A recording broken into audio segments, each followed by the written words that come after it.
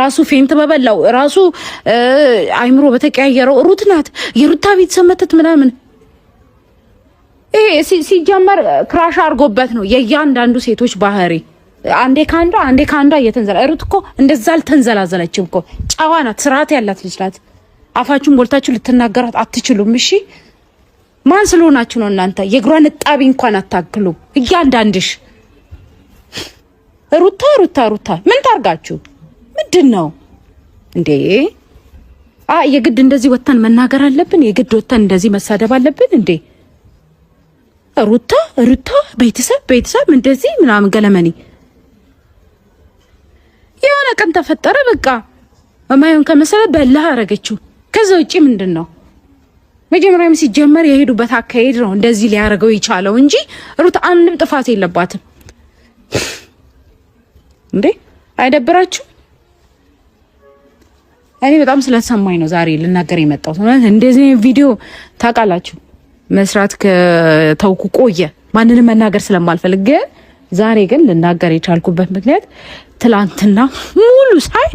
መተተኛ እዛም ገብታችሁ እንደዚህ እዚህ መታችሁ እንደዛ የምትናገሩትና ፋሚሊ ቡቼም ፈልጎኝ ነበረ ሲፈልገኝ እዚህ ነይና ብየዋለሁ እሱም እየመጣ ነው እስቲ የሚያወራኝ ነገር ያለ ይመስለኛል ምን እንደሆነ አላውቅም እና በቃ አላረል ምን ልበላችሁ ፕሊስ እንደዚህ አይነት ነገር ባትናገሩ ጥሩ ነው ለምን የሆነን ሰው ታቆታላችሁ አይደል ሩታን ስታቆት እንደዚህ አይነት ልጅ አይደለችም ዛሬ ምን ተገኝቶ ነው ሄርሚላን እንኳን በዛ ልክ አልወረዳችሁባትም ሄርሚላ የሰው ትዳር በጥብጣ እንደዚህ የሆነችዋን ልጅ እንኳን ስታሞግሷት ነበረ ለእናንተ እውነት እንደዛ አይነት ሰው ነው አራያ ለዳተ እንትናችሁ በቃ እንደዚህ አይነት ሰው ነው እንደ ሄርሜላ አይነቱ ሰው ነው እንደዛ ከሆናችሁ እናንተም ከሷ አትሻሉ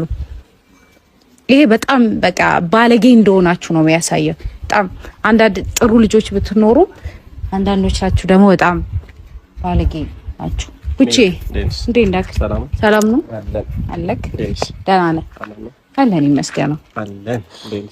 አለን ልብቼ እያወራኋቸው ነበር ፋሚሊና አንዳንድ ነገር እኔም እንደዛ ገምቼ ነበር ለምን ትላንት ያየሁት ነገር ትንሽ ስለሚደብር ከዛ ተነሳስተሽ ታወሪያለሽ ብዬም ገምቼ ነበር ምን መሰለህ ቡቼ አንተ በርግጥ ልክ ነህ ማለት እኛን ስማችን እንዲጠራ ስለፈለክ ነው ሙሉ ፋሚሊን ጠርተህ ልታወራኝ የፈለከው ምንድነው አንተ በቀንናት በቃ አይተው ነው እና እንዳወራ ስለፈለክ ነው ግን